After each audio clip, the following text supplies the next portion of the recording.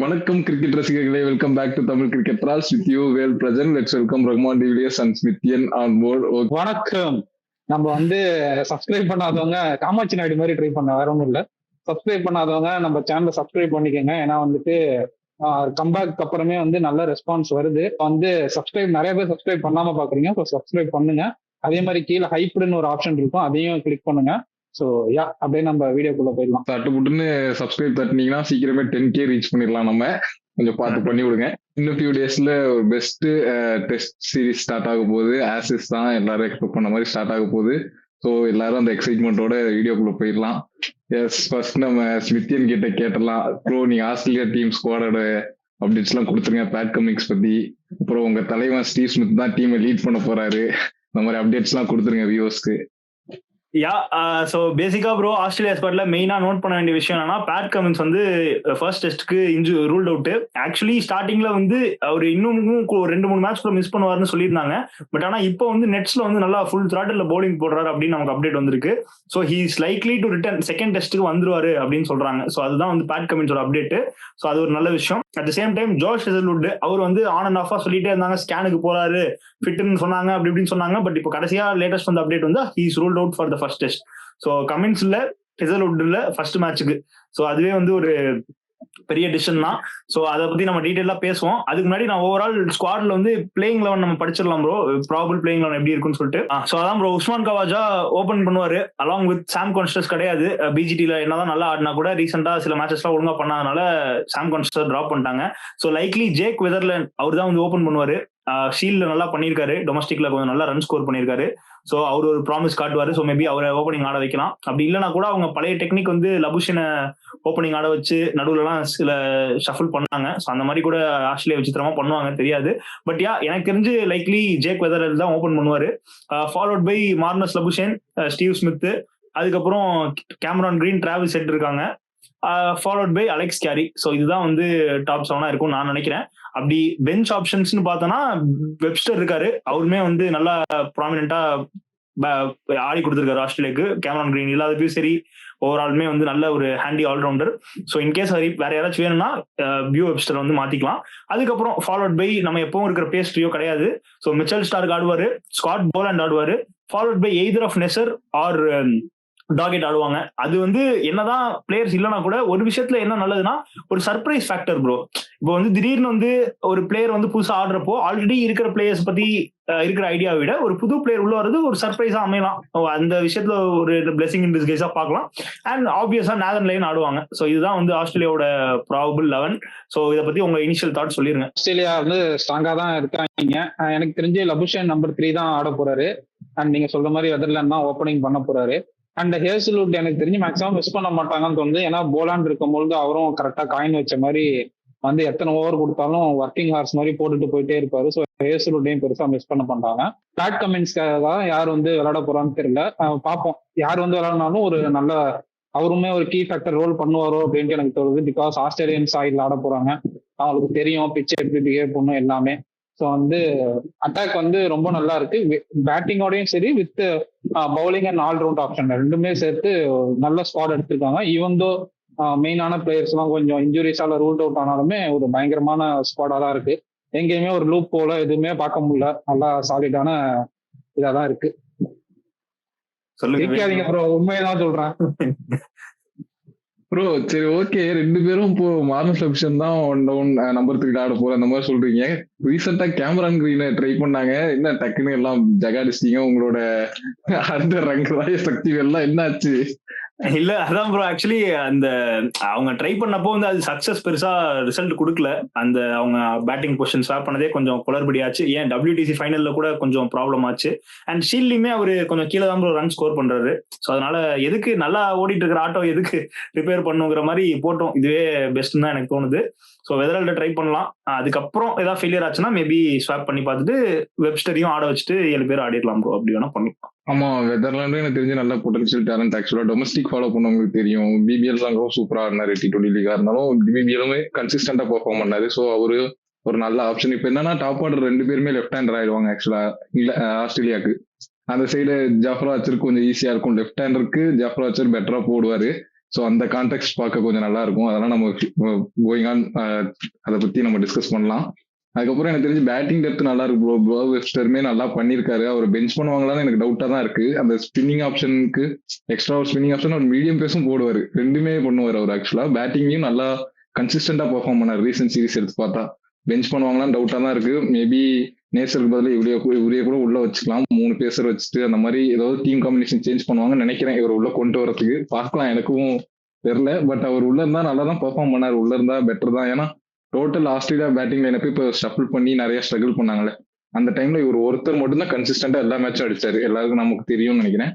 So அவர் உள்ள இருந்தா நல்லா இருக்கும், பெட்டரா இருக்கும். மற்றபடி பவுலிங் அவன் சொன்ன மாதிரி தான். போலாண்ட் வந்து இந்தியா கூடயே நம்ம அந்த விராட் கோலி விக்கெட்லாம் மறக்கவே மாட்டேன். சொல்லி எடுத்துட்டு இருந்தாரு. ஸோ அந்த அந்த கன்சிஸ்டண்டா அந்த லென்த் லைன்ல மெயின்டைன் பண்ணிட்டே இருப்பாரு. ஸோ ஹெசிலுட்ட பெருசா மிஸ் பண்ண மாட்டாங்க. அதே மாதிரி ஸ்டார்க் ஒரு எண்ட்ல இருக்காரு. ஸோ பவுலிங்ல கம்ப்ளீட் ஸ்ட்ரென்த் இருக்கு. நேதன் லைன் இருக்காரு, எக்ஸ்பீரியன்ஸ் கேம்பெயினர். ஸோ ஆஸ்திரேலியா தான் ஃபுல் ஸ்ட்ரென்த்ல இருக்க மாதிரி தெரியுது. பார்க்கலாம் என்ன ஆகுதுன்னு.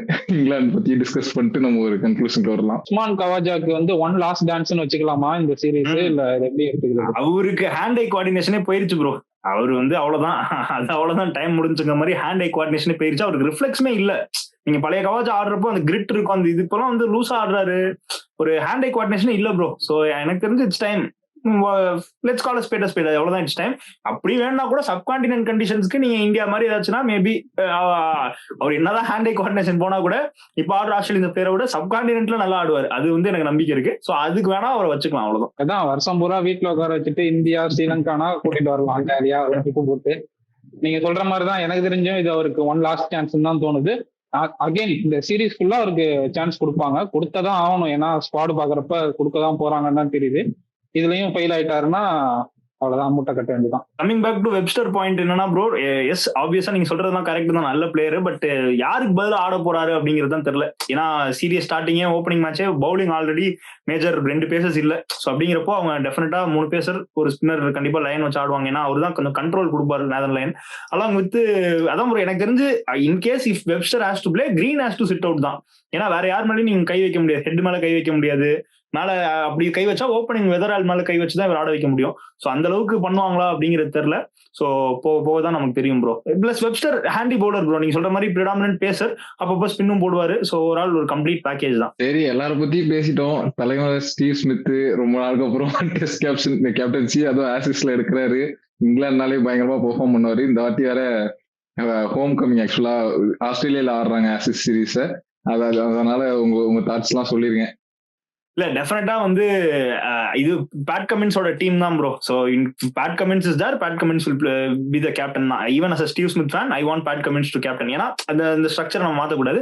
பட் யா இன்ஜுரியில வேற ஆப்ஷன் கிடையாது. He is the best way to lead the team. அதான் பண்ணியிருக்காரு. இப்போ பேட் கமின்ஸ் இந்த மேட்ச் மட்டும் இல்ல, நிறைய மேட்ச் வந்து அவர் நடுவில் ஆப்ஷன்ஸ் இருந்துச்சு. இப்போ for example Border Gavaskar trophy 2022-23 நடந்துச்சுல, அப்போ வந்து ஃபர்ஸ்ட் 2 மேட்ச் பேட் கமின்ஸ் கேப்டன்சில ஆஸ்திரேலியா தோக்கத்துட்டு அம்மாவுக்கு இல்னஸ்னால போயிடுவாரு. ஸோ அப்பெல்லாம் ஸ்டீவ் ஸ்மித் தான் வந்து ஸ்டெப் இன் பண்ணி விளையாடி கொடுத்தாரு. ஸோ எப்பெல்லாம் பேட் கமின்ஸ் ஆப்ஷன்ஸ்ல எல்லா மேட்சுமே ஸ்டீவ் ஸ்மித் ஜெயிச்சு கொடுத்துருக்காரு ஆஸ்திரேலியாக்கு ஒரு கேப்டன்சி எடுத்ததுக்கு அப்புறம். ஸோ அது வந்து ஒரு நல்ல ஃபீட் தான். பிளஸ் ஸ்டீவ் ஸ்மித்தோட பேட்டிங் ஆவரேஜ் ப்ரோ கேப்டனா வந்து is more than 60, which is great. அது வந்து very dangerous signs for opponents. பழைய ஸ்டீவ் ஸ்மித்தா பேட்டிங்ல ஆடுறாரா அப்படிங்கிறது தெரியல. பட் டெஃபினட்டா கேப்டன்சி வந்து அவரோட பேட்டிங்கை இன்னும் பூஸ்ட் பண்ணும் ப்ரோ. டெஃபினட்டா happy science going forward. So second டெஸ்ட்டுக்கு கமின்ஸ் வந்துருவாருன்னு நினைக்கிறேன். பட் ஃபர்ஸ்ட் டெஸ்ட்க்கு அவரோட ரோல் அவர் பண்ணணும் ப்ரோ. அஸ் கேப்டனா நல்லா பண்ணுவார் நம்பிக்கை இருக்கு. சந்தோஷம் தெரியுது கமின்ஸுக்கு இன்ஜுரி ஆனது இல்ல போனது இல்ல ப்ரோ, லைட்டா உள்ளுக்குள்ள இருக்கிற ஃபேன் தானே அந்த ஸ்டீவ் ஸ்மித் அனிமேட்டடா பாக்குறது ஹாப்பி தான். அவர் ஒரு வந்தாலே ஒரு வேற மாதிரி இருக்கும். ஸோ அதுக்காக ஹாப்பி. பட் யா இது என்ன இருந்தாலும் கமின்ஸோட டீம் தான். ஸோ என்னதான் இருந்தாலும் எனக்குலாம் டவுட்டே இல்லை. ஆசிஸ்னு வந்தா ஸ்டீவ் ஸ்மித் பேட்டிங்ல பர்ஃபார்மன்ஸ் கண்டிப்பா எக்ஸ்பெக்ட் பண்ணலாம். அவரோட ஆவரேஜே எடுத்து பார்த்தா பயங்கரமா இருக்கும். இங்கிலாந்துக்கு அகேன்ஸ்டானா வெறி உண்டு வருவாரு. அதுவும் ஆப்போசிட்ல ஜாஃபர் ஆர்ச்சர் எல்லாம் இருக்காருன்னு தெரிஞ்சா என்னன்னாலும் பாத்துக்கலான்ட்டு தான் வருவாரு. ஸோ வெயிட் பண்ணி பார்க்கலாம் எப்படி கான்டெஸ்ட் போகுதுன்னு. அடுத்து நம்ம அப்படியே இங்கிலாந்தோட ஸ்குவாடுக்கு போவோம். குதிச்சா தலைகீழா தான் குதிப்பேன் அப்படின்பாங்க. இந்த வாட்டி எப்படி குதிக்கிறாங்கன்னு பார்ப்போம். ஸோ இங்கிலாந்து ஸ்குவாட் வந்து ப்ராபபிள் பிளேயிங் 11 நம்ம போட்டோம்னா ப்ரோ ஆப்வியஸா டக்கெட், கிராலி தான் ஓப்பன் பண்ணுவாங்க. அதுக்கப்புறம் போப்பு, ரூட்டு, அதுக்கப்புறம் ப்ரூக் ஸ்டோக்ஸ், இல்ல ஸ்டோக்ஸ் ப்ரூக்கு, அதுக்கப்புறம் ஜேமி ஸ்மித். ஸோ மொத்தம் இதான் top 7 sorted, pretty much sorted. பெருசா சேஞ்ச் பண்ணுவாங்கங்கிறது டவுட் தான். அதுக்கப்புறம் ஃபாலோட் பை பவுலிங் தான் ப்ரோ. அவங்களுக்கு வந்து நிறைய ஸ்ட்ரென்த் இருக்காங்க, ஒரு 5-6 பேசர்ஸ் இருக்காங்க. ஸோ அதை எப்படி ஆட வைக்க போறாங்கிறது தெரியல. பட் நமக்கு தெரிஞ்சு லைக்லி ஒரு எக்ஸ்பீரியன்ஸ் அட்டாக் தான் போவாங்க. ஸோ ஆப்வியஸா ஜோஃப்ரா ஆர்ச்சர் ஆடுவாரு, மார்க் வுட், ஜோஸ் டங் 2 பேருமே ஒரே நேரத்தில் ஆட மாட்டாங்க. ஸோ யாராவது ஒருத்தர் தான் ஆடுவாங்க எனக்கு தெரிஞ்சு. So Archer, Wood or Tongue 2 பேரு. அதுக்கப்புறம் கார்ஸ் இருக்காரு, அலாங் வித் இன்னொருத்தர் அட்கின்சன். ஸோ கார்ஸ், அட்கின்சன் இருக்காங்க. ஸோ அவங்க 2 பேர் விளையாண்டாங்க அப்படின்னா எல்லாமே பேசஸா போயிடும். ஸோ இன்கேஸ் அவங்களுக்கு ஒரு ஸ்பின்னர் கண்ட்ரோலுக்கு வேணும் அப்படின்னா அந்த ஒரு பேசரை டிராப் பண்ணிட்டு they will go for Shoaib Bashir அப்படிங்கிறது என்னோட தாட். ஆனா கண்டிப்பா ஆர்ச்சர் அண்ட் வுட் ஸ்டார்ட் பண்ணுவாங்கன்னு எனக்கு நம்பிக்கை இருக்கு. தேர்ட் பேசர் வந்து either of Atkinson or Carse அப்படின்னு நான் நினைக்கிறேன் ப்ரோ. நீங்க உங்க தாட் சொல்லுங்க. ப்ராபப்ளி நீங்க சொன்ன மாதிரி தான் இருக்கும் பவுலிங் அட்டாக். அதுல பெருசா சேஞ்ச் இருக்காது.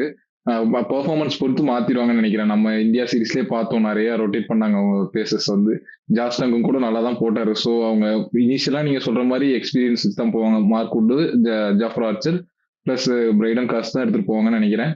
ஏன்னா பேட்டிங் ஆப்ஷன் கொஞ்சம் கிடைக்கும், பிளஸ் ஒரு ஸ்பின்னர், அந்த மாதிரி தான் அவங்க பவுலிங் லைன் அப் இருக்கும்.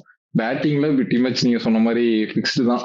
எனக்கு தெரிஞ்ச ஓப்பனிங் வந்து கிராலி, அப்புறம் பென்டெக்கெட், அதுக்கப்புறம் followed by Ollie Pope, Joe Root. இந்த ஆர்டர் வந்து அப்படியே தான் இருக்கும். எனக்கு தெரிஞ்சு பேட்டிங் இங்கிலாந்து நல்லாவே ஸ்ட்ராங்கா தெரியுறாங்க. அதான் ஆஸ்திரேலியாவோட பவுலர்ஸ் விசஸ் இங்கிலாண்டோட பேட்டிங், அது கொஞ்சம் டிசைடிங் ஃபேக்டரா இருக்கும். பார்க்கலாம், வெயிட் பண்ணி. இல்ல எனக்கு தெரிஞ்சு உண்மையாவே ப்ரோ நல்ல பேட்டிங் பிட்ச் அந்த மாதிரி கொடுக்கும். எனக்கு தெரியல, மோஸ்ட்லி அப்படி இருக்காது. பட் இன்கேஸ் பேட்டிங் பிட்ச் எல்லாம் கொடுத்தாங்க அப்படின்னா டெஃபினட்டா இங்கிலாந்துக்கு வந்து they have very good chance தான் நினைக்கிறேன். ஏன்னா அவங்க batting looks very strong. Australia batting ஈக்குவல்னா இங்கிலாந்துமே வந்து they look strong. Especially Australian பிச்சர்ஸ்ல இந்த மாதிரி பேட்டிங் சூட் ஆகும் எனக்கு தோணுது பர்சனலி. பட் ஆனா இந்த மாதிரி பிச்சர்ஸ் இருக்காது. ஏன்னா ஃபர்ஸ்ட் லுக் நம்ம பிட்ச் பாக்குறப்பே வந்து பெர்த்தோட பிட்ச் பாக்குறப்பே வந்து கொஞ்சம் பவுலிங் விக்கெட் மாதிரி தான் போட்டோஸ் வந்துச்சு. ஸோ ஆப்வியஸா I don't think they will be giving batting friendly wickets அந்த மாதிரி கொடுப்பாங்கன்னு எனக்கு தெரியல. ஆனா டெஃபினட்டா இப்போதைக்கு advantage Australia. But batting wickets எல்லாம் போக போக நல்லா இருந்துச்சு. இப்போ மெல்போர்ன், சிட்னிலாம் கொஞ்சம் பேட்டிங் நல்லா இருக்கும். அந்த மாதிரி விக்கெட்ஸ்ல England will have a good chance நினைக்கிறேன். இல்ல, இங்கிலாந்துமே அவங்களோட அவங்க சைட்ல இருந்து பார்த்தா அவங்களோட ஃபுல் ஸ்ட்ரென்த்தோட தான் வராங்க. ஸோ வந்து ஓகே, நீங்க சொல்ற மாதிரி பேட்டிங் எல்லாம் நல்லா தான் இருக்கு. பவுலிங்கும் அவங்களோட ஃபுல் ஸ்ட்ரென்த் தான் வந்தாங்க. இந்தியா வரப்ப, இந்தியா போய் இங்கிலாந்துல ஆடுறப்ப அவங்க இல்ல, இவங்க இல்ல, இந்த மார்க்வுட் இல்ல, அட்கின்சன் அப்பதான் வந்தாரு, இப்பதான் வந்தாரு, ஆர்ச்சர் அதுன்னு ஏதோ சொன்னாங்க. பட் இப்ப வந்து அவங்களோட ஃபுல் ஸ்குவாடோட தான் போறாங்க. எப்படி பெர்ஃபார்ம் பண்றாங்கன்னு பார்ப்போம். சீமிங் கண்டிஷன் கொடுத்து குனிய வச்சு நுங்க எடுக்க போறாங்கன்னு எனக்கு ஃபீல் ஆகுது. ஸோ வந்து நான் வெயிட் பண்ணி தான் பார்க்கணும்னு இருக்கேன். அவங்க சைட்ல இருந்து பார்க்கும்போது அவங்களோட ஃபுல் ஸ்ட்ரென்த்ல வந்து ஒரு பயங்கரமான ஒரு டீம் கொண்டு போறாங்க. நீங்க பேட்டிங் ஸ்ட்ரென்த்னு சொல்றீங்க, பாப்போம் எப்படி அது ப்ளே ஆகுது. சும்மா இல்ல, இப்போ 2-3 நாள் முன்னாடி ஒரு பிராக்டிஸ் மேட்ச் நடந்தது, இங்கிலாந்து லைன்ஸ் இங்கிலாந்து 11. என்னடா இப்படி தலையாட்டுற? 2 ஓபனரும் 80+ அடிச்சாங்க. ஓலி போப் ஒரு செஞ்சுரி, எல்லாமே நல்லா தான் பண்ணாங்க. ஜோ ரூட்டை தவிர. ஜோ ரூட் நம்ம ஆக்சுவலா பேட்டிங் பத்தி பேசும்போது சொல்லியே ஆகணும். ஜோ ரூட் இது வரையும் ஆஸ்திரேலியால செஞ்சுரியே அடிச்சது இல்லை. ஜோ ரூட் மாதிரி ஒரு பிளேயரு இந்த மாதிரி ஒரு ஸ்டாண்டர்ட்ல இருக்காரு. ஆக்சுவலா சச்சின் டெண்டுல்கரோட டெஸ்ட் ரன்ஸ் பீட் பண்ண போறாரு, இந்த மாதிரி ஒரு பிளேயர்னு பேசிட்டு இருக்கோம். ஆஸ்திரேலியால ஒரு செஞ்சுரி கூட அடிச்சது இல்லை. ஒரு ஷாக்கிங் ஃபேக்டரா இருக்கு. உங்களோட தாட்ஸ் எல்லாம் சொல்லிருங்க. ஏன்னா ஜோ ரூட் தான் வந்து ஒரு மெயினான ஒரு இதுவே இங்கிலாந்து பேட்டிங் லைன் அப்ல. அவர் தான் 2 விதமாவும் ஆட முடியும், அட்டாக்கிங்காவும் ஆட முடியும், ஸ்டாண்ட் பண்ணி ஆட முடியும். காமனாவே இந்த சீரீஸ் முன்னாடி ஆடுறதெல்லாம் மனசு விட்டேன் நான் எப்பயோ. நீ இங்கிலாந்து லைன்ஸா ஆஸ்திரேலியா லைன்ஸா? என்னது இங்கிலாந்து லைன்ஸ்? அதுக்கு ஆப்போசிட் என்னது? அதே இங்கிலாந்து லெவன்ஸ். ஜாலியா அடிச்சுக்கிறது தானே, சும்மா போட்டுக்கிட்டு ரூம்ல உட்காந்துருக்க போர் அடிக்கும் போது விளையாடுறது தான், நல்லா தான் இருக்கும். அகைன் மேட்ச்னு வரப்ப பாக்குறேன் எந்த 80 ஆவரேஜ் வருதா, 90 ஆவரேஜ் வருதா, இல்ல 300 ஆவரேஜ் வருதா, எல்லாம் பார்ப்போம். மேட்ச்னு வரப்ப எனக்கு தெரிஞ்சு நீ சொல்ற மாதிரி ஜோ ரூட் மேபி ஆஸ்திரேலியால ஒரு செஞ்சுரி கூட அடிக்காம இருக்கும். ஆனா மேட்ச்னு வரப்ப பெர்ஃபார்ம் பண்ணிடுவாருன்னு தோணுது. 80-90 ஆவரேஜ் வச்சிருக்கவனை விடவே நல்லா பெர்ஃபார்ம் பண்ணுவாரு கிவன் த சிச்சுவேஷன்லன்னு தோணுது. ஆனா டெஃபினட்டா ப்ரோ பேட் கமின்ஸ் வந்து in case if is fit to second டெஸ்ட்னா பரவாயில்ல, ஓகேவா. ஆனா Pat Cummins if is not ஃபிட்னா அது வந்து மிகப்பெரிய மிஸ் ஆஸ்திரேலியாவுக்கு. கேப்டன்சி கூட ஓரளவுக்கு மேனேஜ் பண்ணிக்கலாம்னு வச்சுக்கோங்க. பவுலிங் ப்ரோ, பேட் கமின்ஸ் ஆஸ்திரேலியால சொல்லி எடுப்பாரு. போன சீரீஸா இருக்கட்டும், இல்ல இங்கிலாந்துலயுமே ப்ரோ, இங்கிலாந்துலயுமே வந்து ஜோ ரூட்டியா இருக்கட்டும், எல்லாரையுமே ப்ரோ, டக்கெட், கிராலி எல்லாம் நோண்டுவார் பேட் கமின்ஸ். உண்மையாவே நீங்க நம்பி நீங்க Hazlewood line and length perfect, Stark கொஞ்சம் ரன்ஸ் லீக் பண்ணுவாரு, அவர் ஒரு டிஃபரெண்ட் பவுலர். ஆனா உண்மையாவே ஒரு ரியல் த்ரெட் இன்டு த பாடியில போட்டு ஷார்ட் லெக் வச்சு எடுக்கிறோம், சில்லி பாயிண்ட் வச்சு எடுக்கணும்னா பேட் கமின்ஸால மட்டும் தான் முடியும் இந்த ஆஸ்திரேலியன் டீம்ல. டெஃபினட்டா பேட் கமின்ஸ் வந்து விளையாடியே ஆகணும், இல்ல that will be a huge miss for Australia எனக்கு தோணும். சும்மாவா டிஸ்கஸ் பண்ணிருக்கோம், டெஸ்ட் பொறுத்தவரையும் ஹேசல்வுட்டும் கிடையாது, ஸ்டார்க்கும் கிடையாது, கமிங்ஸ் தான். ஆஸ்திரேலியானா கமிங்ஸ் தான் பவுலிங்ல, அப்படிப்பட்ட ஒரு அசெட் டெஸ்ட்ல. ஸோ அவரு நான் உங்கள்கிட்ட கேட்டதே வந்து ஜோ ரூட்டோட இம்பாக்ட், நீங்க ஸ்ட்ரெயிட்டா உங்க டீமுக்குள்ள கமிங்ஸ் இல்ல பண்ண முடியும் அப்படி போயிட்டீங்க. இல்ல டெஃபினட்டா ஜோ ரூட் வந்து எனக்கு தெரிஞ்சு இந்த சீரிஸ் வந்து நல்லா அமையும்னு நினைக்கிறேன் ப்ரோ. எனக்கு தெரிஞ்சு ரூட் கொஞ்சம் ஸ்டெப் அப் பண்ணி ஆடி கொடுத்தே ஆகணும். அந்த ஏன்னா ஆஸ்திரேலியால பெர்ஃபார்ம் பண்றாரு பண்ணலங்கிறத விட ஆஷஸ் அவங்க ரீசெண்டா வந்து அவங்க ஜெயிக்கவே இல்லை. ஆஷஸ் இங்கிலாந்துலயுமே டிரா தான் பண்ணாங்க, ஆஸ்திரேலியால போய் 4-0 தோத்தாங்க. ஸோ பாயிண்ட் டு ப்ரூவ் இருக்கு டெஃபினட்டா இங்கிலாந்து டீமும். உள்ளுக்குள்ள அந்த ஹங்கர் இருக்கும் ப்ரோ, அந்த ஃபயர் கண்டிப்பா இருக்கும். ஏன்னா அந்த ரைவல்ரியே வந்து நமக்கு தெரியும். ரெண்டாவது இப்போ கொஞ்சம் அக்ரெசிவ் பிராண்ட் ஆஃப் கிரிக்கெட் ஆடுறாங்க. ஸோ டெஃபினட்டா அந்த ஃபிளேம்ஸ் இருக்கும் உள்ள. ஸோ அதை வந்து ரூட் எந்த அளவுக்கு கன்வெர்ட் பண்ணி ஆடி கொடுக்குறாரு அப்படிங்கிறது it's definitely gonna be vital. ஆனா எனக்கு அட் த சேம் டைம் ரூட்டோட பொசிஷன் அண்ட் அவரோட இன்னிங்ஸ் வந்து அவர் ஒரு ரெண்டு ஹோல்ட் பண்ணி ஆடணும் ப்ரோ. அதை ரிவால்வ் பண்ணி தான் மற்ற பிளேயர்ஸ் ஆடணும், அப்பதான் இங்கிலாந்து பியூட்டிஃபுல்லா இருக்கும். பட் இப்போ விளையாடுற இங்கிலாந்து வந்து ஈவன் ரூட் அவுட் ஆயிட்டா கூட எல்லா பிளேயர்ஸும் இண்டிவிஜுவலா ஸ்டெப் அப் பண்ண முடியும் அப்படிங்கிற மைண்ட் செட்ல தான் அவங்க ஆடுறாங்க. So anything can happen bro. We are not gonna underestimate any team. ஏன்னா அந்த கிவன் டே இப்போ இந்த பார்டர் கவாஸ்கர் டிராஃபி 2021 நடந்துச்சு, அதுவே வந்து ஒரு லைவ் எக்ஸாம்பிள். சீரிஸ் முன்னாடி 5-0 சொல்லிட்டு தோத்தாங்க. அதே மாதிரி இப்போ இந்தியா நியூசிலாண்டுமே எடுத்துக்கோங்க, நியூசிலாந்து வந்து so any day whatever things can happen. So வந்து let's stay grounded, let's stay ஹம்பிள்ங்கிறது தான், வேற ஒன்றும் கிடையாது. மக்களே உங்களுக்கு தெரியலன்னா ஒன்று சொல்லிக்கிறேன். லாஸ்ட் டைம் ஆசிஸ்ல வந்து 2-2 போயிடுச்சு. ரிட்டன்ஷன் ஆஸ்திரேலியாட்ட தான் ஆசிஸ்ட் அந்த டிராஃபி இருக்கு, அந்த தவுலோண்டு டிராஃபி ஆஸ்திரேலியா கிட்ட தான் இருக்கு. தவுலோண்டு டிராஃபிக்கு தான் இவ்வளவு பெரிய ரைவல்ரியே போயிட்டு இருக்கு ஆக்சுவலா. ஓகே, சோ நம்ம ப்ரெடிக்ஷன்ஸ் டைம் போயிடலாம் ப்ரோ. சீரிஸ் ஸ்கோர் லைன் என்னவா இருக்கும், யார் ஜெயிப்பான்னு சொல்லுங்க. அப்படியே அதிக ரன் ஸ்கோர் யாரு, அதிக விக்கெட் டேக்கர் யாருன்னு உங்களுக்கு தோணுதுன்னு சொல்லிருங்க. ஓகே, நான் வந்து ஆஸ்திரேலியா சைடு தான் சாயிறேன். நான் ஃபர்ஸ்ட்லயே சொன்ன மாதிரி தான் ஆஸ்திரேலியா வந்து 3, இங்கிலாந்து 1 அந்த மாதிரி தான் சாயிறேன். ஒரு மேட்ச் வந்து நம்ம வழக்கம் போல ரெயின் கூட்டுறலாம், அப்படிதான் நான் போறேன். மோஸ்ட் ரன் ஸ்கோரர் வந்து எனக்கு ஆஸ்திரேலியால இருந்து நான் ஸ்டீவ் ஸ்மித் தான். எனக்கு வேற ஆப்ஷனே தோண மாட்டேது. பேட்டிங் பொறுத்த ரெண்டு டீமும் கம்பேர் பண்ணும்போது எனக்கு ஸ்டீவ் ஸ்மித் தான் தோணுது. பவுலிங்ல என்னை பொறுத்தவரையும் போலாண்ட் போலாம், டிஃப்ரெண்டான ஆப்ஷன் எனக்கு தெரிஞ்சு கன்சிஸ்டன்டா போடுறாங்க. எல்லா மேட்சும் ஆடுவாருன்னு நினைக்கிறேன். பார்க்கலாம், அவர் ஆடினாருன்னா அவர் தான் மோஸ்ட் விக்கெட்ஸ் எடுப்பாருன்னு நினைக்கிறேன். நான் வந்து ரெண்டு சைடுமே சொல்லிடுறேன், பட் வந்து ஆஸ்திரேலியா தான் ஜெயிப்பாங்கன்னு தோணுது.